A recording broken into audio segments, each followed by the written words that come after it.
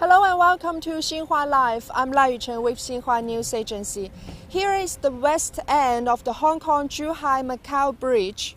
It's a mega project at the estuary of Pearl River in South China and the longest man-made sea crossing in the world. Today we are going to have a ride on this bridge. I'll tell you some features of this project as well as its significance to this area while we enjoy the magnificent scenery together. But first of all, we've invited Mr. Li Jiang, the Energy Director from the Bridge Authority, to give us a very brief introduction on this bridge. Please, Mr. Li. 港珠澳大桥全长55公里，共有2部分组成。第一部分香港、珠海、澳门3地的连接线及口岸；第二部分指港珠澳大桥的主体工程，东起粤港分界线，西止于珠澳口岸人工岛，全长29.6公里，共包括6.7公里的捣碎工程和22.9公里的桥梁工程。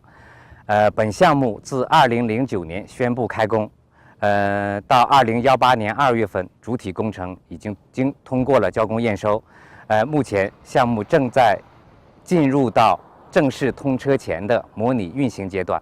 Thank you very much. Mr. Li just told us that this bridge stretches as long as 55 kilometers. It consists of 2 major parts. One is the link roads and boundary crossing facilities in the 3 cities of Hong Kong, Zhuhai and Macau, and the other is the main bridge structure which runs from the western boundary of Hong Kong in the east to the artificial island we are standing on now in the west.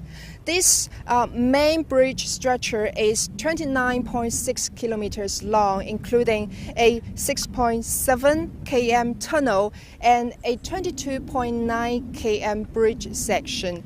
The construction of the whole project kicks off in 2009 and completed in this February. So the bridge now is in a simulation operation. This main bridge structure is also the place we're going to have our ride today. We are currently on the artificial island of Zhuhai and Macau. These 2 cities are located on the west bank of the Pearl River, which is the second largest waterway in China in terms of volume. And some 30 kilometers across the sea is the western boundary of Hong Kong. This bridge will slash the travel time between the cities from 3 hours to only 30 minutes. So let's hit the bridge.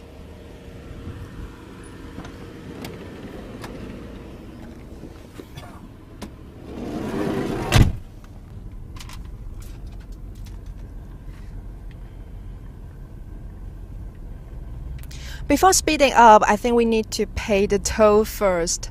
This toll gate is where the vehicles from Zhuhai and Macau enter the bridge, and the starting point of our journey today.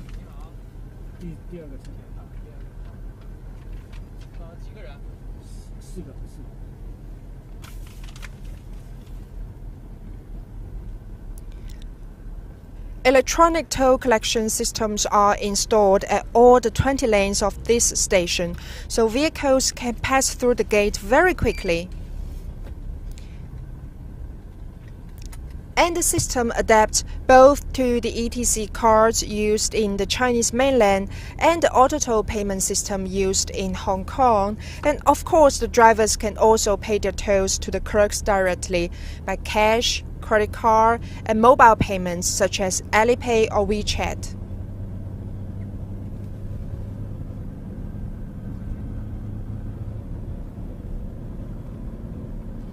Now we are on the main part of the Hong Kong-Zhuhai-Macau Bridge now. The whole project is as long as 55 kilometers, and this main structure measures 29.6 kilometers, consisting of a 22.9 km bridge section and a 6.7 km undersea tunnel. I think we should roll down the window and have a glimpse of the South China Sea.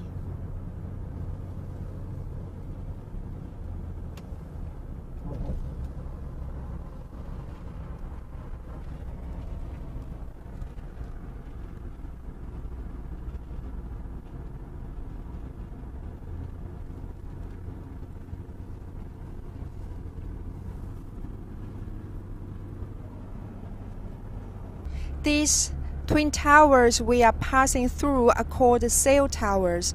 They're named after the shape, as you can easily tell. Each of the sails is taller than 100 meters. So in sunny days like today, people in downtown Zhuhai and Macau can see this landmark very clearly.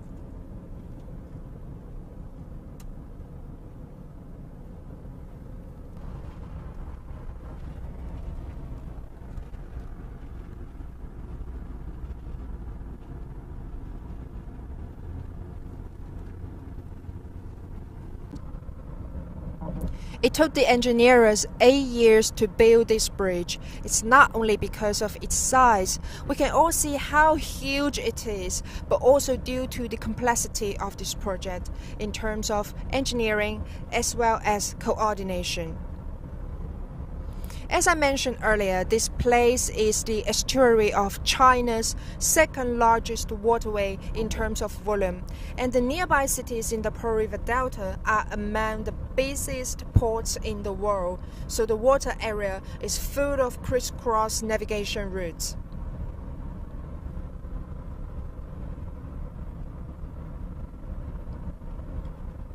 There are also frequent typhoons, there are also airport height restrictions and high environmental standards. And every single factor here needs to be taken into consideration. In other words, it's an enormous project, but at the same time, its impacts on the environment, on the river flow, navigation, hydrology, etc., all need to be minimized.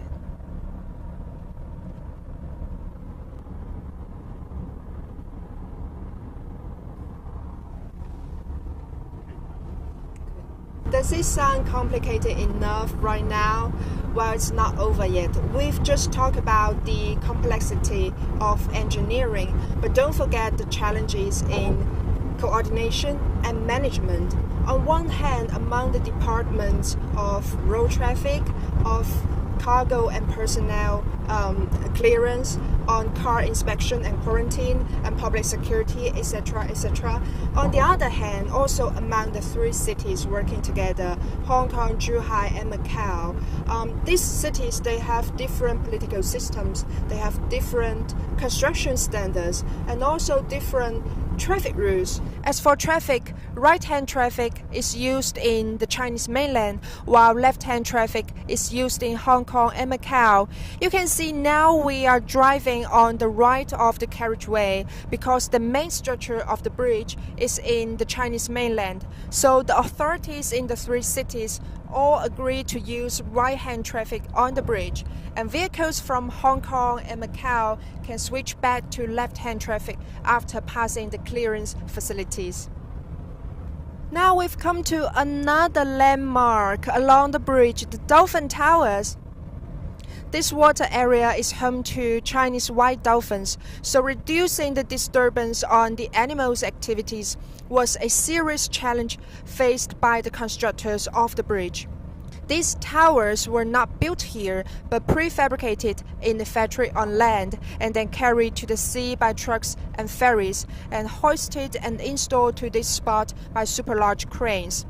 The three towers, each one taller than a 35-story building and weighs more than 2,600 tons, were installed here in only 3 days. But it took the engineers 3.5 years to prepare for the installation. According to recent research, the population of Chinese white dolphins living in the Pearl River estuary is in steady growth during the past 7 years, and that makes all those endeavors worth it, doesn't it? For those who just tuned in, I'm Lai Yuchun with Xinhua News Agency. My colleagues and I are having a ride on the Hong Kong-Zhuhai-Macau Bridge, the longest man-made sea crossing in the world.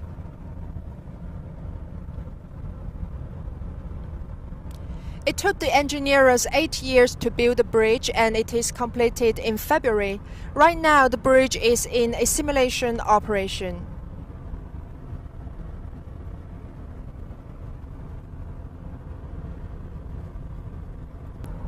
We've just passed 2 landmarks along the bridge. the sail towers and the dolphin towers. And I think we are approaching the middle point of the bridge, and we can see two large steel Chinese knots in front of us.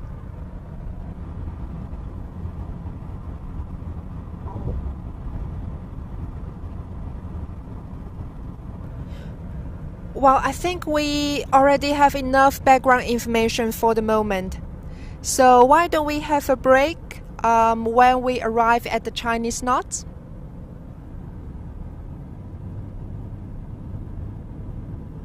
We are almost at the middle point of the main bridge structure of Hong Kong-Zhuhai-Macau Bridge. Have you noticed something weird here? Because we are some 15 to 20 kilometers away from Zhuhai and Macau, and also some 15 to 20 meters away from Hong Kong. And I don't even see some structures looks like a conventional base station here. But our live broadcast is still rolling and my cell phone still get full 4G network signals. So what happened here? Where do the telecommunications services come from? Today I have Yang Kai with me here to help us find out the answers. Yang is the project manager of China Tower Company at this bridge. So please tell us your secrets. Because China Tower had built another bridge for information across the sea, up in the air. We have 25 base stations on the road. The signal could transfer from side to side and cover the whole range. And the multi-band antenna had based on this structure for traffic signs. Yes. And we all not only share the infrastructures on the road as we've seen, we also share the pilot beneath our feet, okay, and share the communication center on artificial islands. In summary, we believe that the information highway of the bridge, by the bridge, for the bridge, shall be with it for centuries.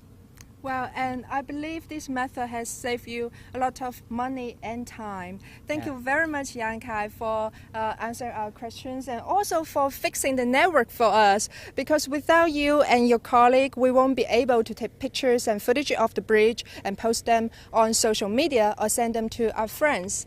Thank you very much here. And don't forget that don't do that. Don't take pictures when you're driving, and only do that when you're on the passenger seat, okay? And I think we shall continue our ride here. Thank you. Thank you.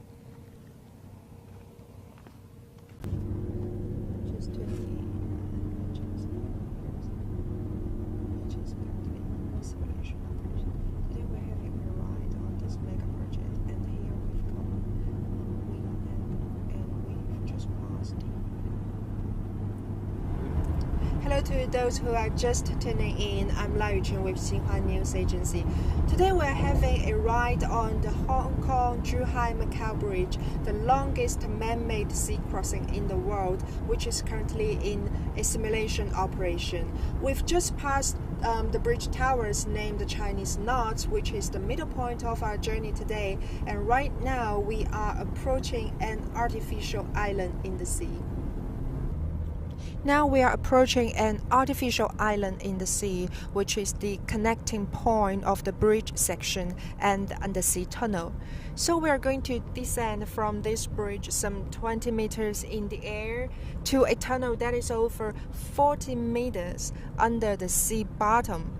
I'm gonna keep my eyes wide open as this is not something I can see every day.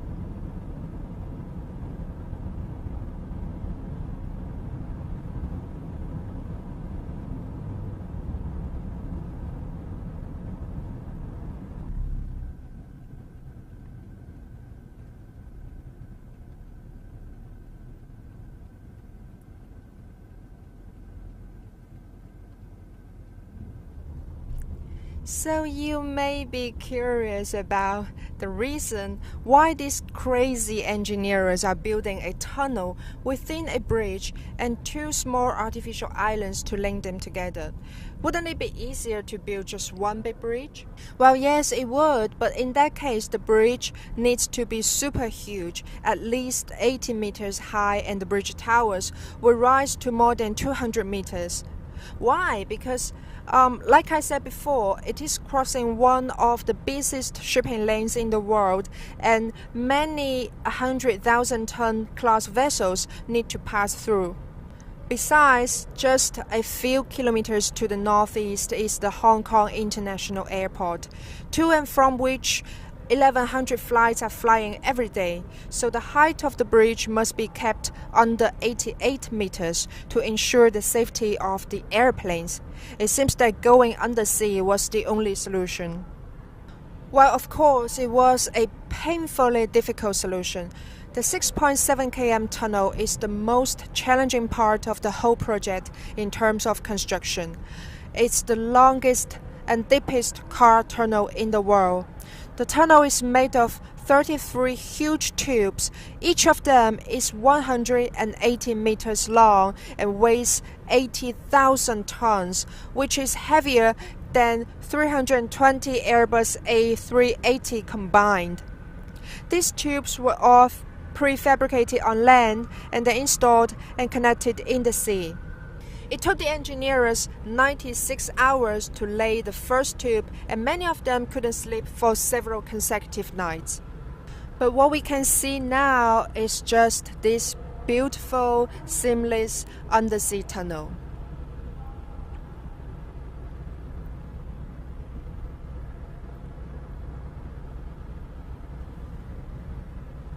Can you imagine that they're all prefabricated on land and installed and connected under the sea? Similar to the tunnel, the whole Hong Kong-Zhuhai-Macau Bridge was pieced together with different parts built in different locations like building blocks. It's the progress of China's equipment manufacturing industry that makes this construction method possible. And at the same time, this project is also the crystallization of the wisdom and experiences of many, many designers and engineers from different countries around the world. And I want to remind those who just tuned in, I'm La Yucheng with Xinhua News Agency. I am having a ride in the longest and deepest car tunnel in the world, which is part of a 55 km sea bridge currently in simulation operation. This bridge links the cities of Hong Kong, Zhuhai, and Macau together, slashing the land travel time from 3 hours to only 30 minutes. This mega project will be open to traffic soon on 24-hour basis. Cars and shuttle buses are expected to carry more than 120,000 people to cross the bridge every day in 2030 and boost the bi-directional tourism. So now we've come to the other artificial island connecting the tunnel and the bridge section of Hong Kong-Zhuhai-Macau Bridge, which is also the terminal point of our journey today. I think we shall get upstairs to the rooftop and have a very good look at this mega project. Let's go.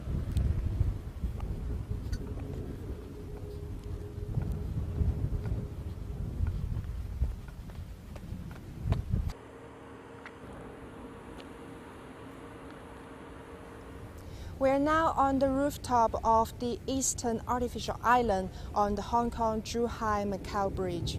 Look over there. That's Hong Kong. That's the Hong Kong Link Road of the bridge, which leads to the Hong Kong boundary crossing facilities and then Hong Kong International Airport, to and from where 1,100 flights are flying every day. We are on this bridge at the heart of the most dynamic city clusters in the world. This Bay Area is the trade and financial center, manufacturing base, and innovation hub of the country.